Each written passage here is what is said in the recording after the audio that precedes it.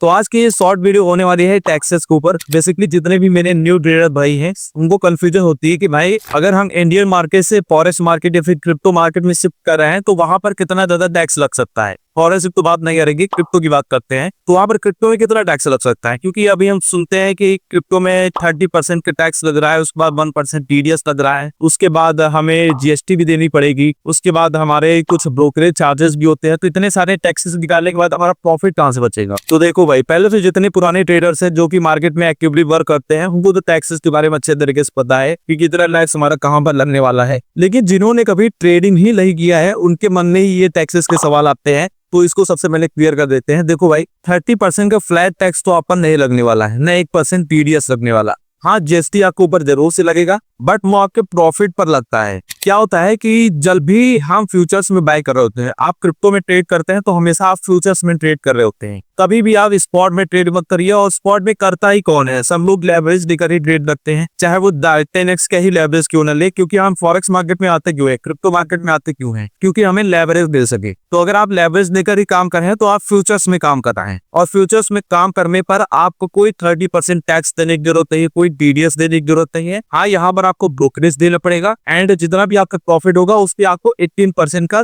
GST भी देना पड़ेगा सरकार को। तो इस हिसाब से देखा जाए तो यहाँ पर आपका ही फायदा है। ये आपके लिए एक सेफ हेवन है, क्योंकि अगर कोई चीज अगर रेगुलेटेड नहीं होती है, जैसे एक्सनेस में आपके ऊपर ये सब टैक्सेस नहीं लगते हैं, जीएसटी होगा, बट वो रेगुलेटेड नहीं है, वो कभी भी धोखा देकर ला सकती है। इसमें क्या है, डेल्टा इंडिया में अगर आप काम करते हैं तो वहां पर आपको 18% का जीएसटी देना पड़ेगा। बट ये आपके लिए सेफ हेवन है कि अगर आपके साथ कुछ गलत होता है तो आप क्लेम कर सकते हैं। बट डेल्टा इंडिया को भी आप दूध का धुला मत समझिएगा, इसमें भी बहुत ज्यादा हिडन चार्जेस हैं जिनके बारे में एक प्रॉपर वीडियो में लाने वाला। सो अगर आपको ये रील इन्फॉर्मेटिव बनी हो तो इसे अभी सेव कर लो एंड फॉलो कर लो फर्दर अपडेट्स के लिए।